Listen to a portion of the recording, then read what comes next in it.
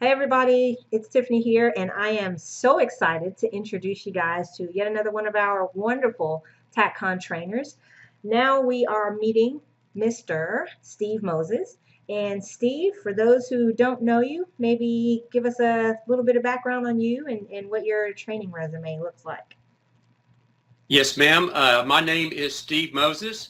I've been a firearms trainer since 1994. I'm a bit of a training junkie. At this time, I've probably taken over 100 private sector and law enforcement only weapons and tactics courses. Excuse me. I shoot IDPA. I'm a reserve deputy constable. I was on a multi-precinct special response team for about 10 years.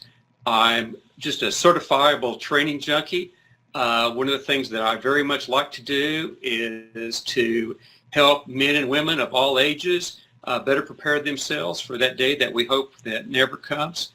Let's see, I'm an advanced handgun instructor now under Tom Gibbons, which was no small task. I sweated it out to the very end. And I have a fairly extensive martial arts background.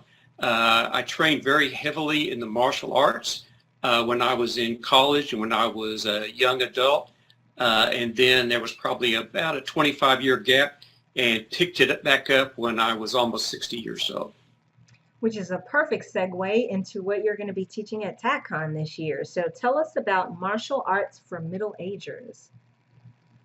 Well, in my opinion, there are very few people that are older or that perceive themselves as being unathletic or mobility challenged that are taking martial arts. I feel like that is a shame. There's a great benefit that can be derived from taking martial arts, not only in terms of just confidence, but again, a competence in terms of being able to defend yourself if you're properly informed and you train correctly, and there's multiple health benefits. So I'm a big believer in having some martial arts skills for everybody. I really do not care how old you are or what your physical condition is.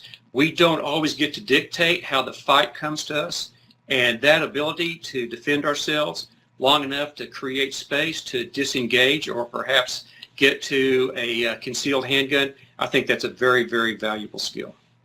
Awesome. So people who are at TACCON who may think, well, I've never taken a day of martial arts training in my life. I'm old, I'm fat, I've got one leg, I've got terrible arthritis.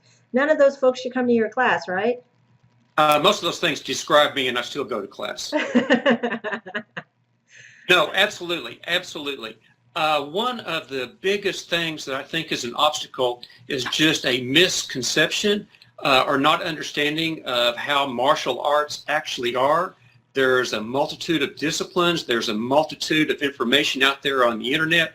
And a lot of people look at that and they say, well, I can't do that. And the reality of it is that we really don't have to be able to do all those things that we see. I encourage my students to first get educated under masters like Cecil Birch, Craig Douglas, Paul Sharp, Jerry Wetzel, Chris Fry, I believe Larry Linderman. I mean, I could probably go on. There's just an elite group of guys that have figured out what a close contact self-defense confrontation is going to look like and probably what skills you need. And while the skills themselves are not that difficult to pull off, basically you need to know how to do that technique. You need to know how to do it right, and you need to know how to do it with proper timing. And so I encourage students to avail themselves of information from them, whether it's through, God, the TACCON, what a perfect place to do that, classes that these guys teach, internet videos and everything. And then once you have some education, okay, and you see that, okay, this is really not that hard, you need to get involved in some training that allows you to work out all the little minor flaws in your technique, in your timing, make sure that you're not doing something for not a good reason. And then once you've done that, you learn how to do it through repetition, repetition, repetition, so that when events actually look like they might happen, you've got those skills. You can call on them without a lot of thought, and I think it basically makes everyone that much more safe.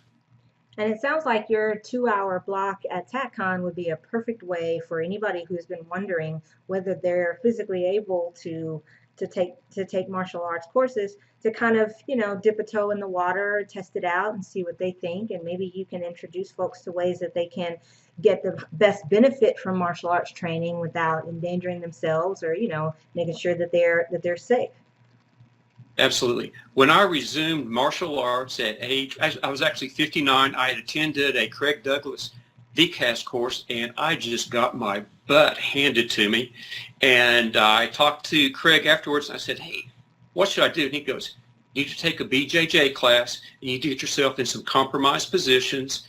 And once you can work those out, you'll be so much better prepared. And so I did that, and with the addictive personality that I have, once I took that, I'm like, oh, well, this is not enough. And so I'm going to maybe get my blue belt. I'm maybe going to get my purple belt. Maybe I'm going to get my brown belt. So now I've been doing it for 6 years. At age 65, I was just awarded my brown belt in Helson Gracie Jiu-Jitsu, which is a pretty neat thing to, thank you, check off the bucket list.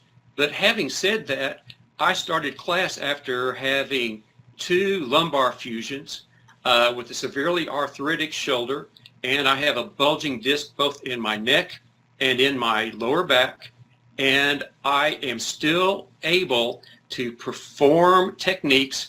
Matter of fact, I'm at a position right now with what I know that I can roll with our 20 and 30-year-old blue belts and purple belts. I find myself that I'm not in danger, and I usually catch them at some point. So much of this is doable, but just the ability to, and I hate to steal this from Cecil Birch, but I will steal it from Cecil Birch, is that ability to defend yourself against a sucker punch or get knocked to the ground or get knocked out or actually end up on the ground, and being able to defend yourself long enough that you can get to a tool is just invaluable, and virtually anybody can accomplish it. One of my students right now is 57 years old. He's been there for about a year, and the progress that he has made in such a short time is just incredible. And it's just simply a willingness to, okay, give this a try. The hardest belt you're ever going to get in Brazilian Jiu-Jitsu is going to be a white belt, which means when you walk into the mat, that's the hardest thing that you're ever going to do. And from there, if you're willing to stay with it long enough until it becomes a habit, then it literally becomes a lifestyle.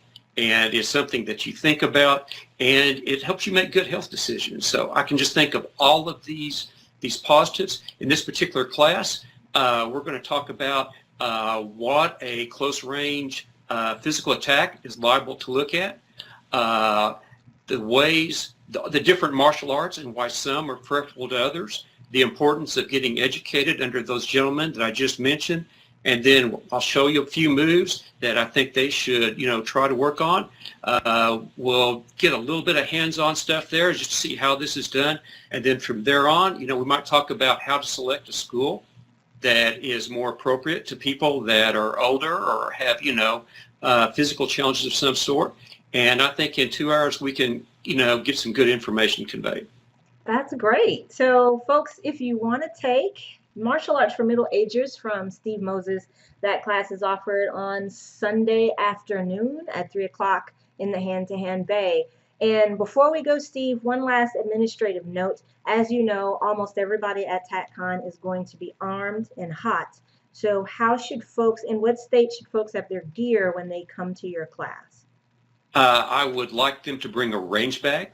If they have it, go ahead, bring all your stuff. We're going to disarm. The handguns will be left in the holsters. The holsters will be placed in the range bags. We'll get all that over there in an area. We'll assign somebody to watch that.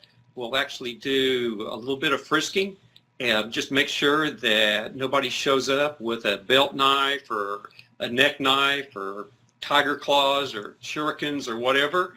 And then we kind of keep an eye on them and everything. But we understand they probably may have just attended a shooting class. They may have just participated in the competition. Just come on in the class. We'll deal with it there. Perfect. Thanks again for your time, Steve. And folks, be sure to check out his class at 3 o'clock on Sunday. Steve, we look forward to seeing you in New Orleans. Oh, as always, I look forward to seeing you again.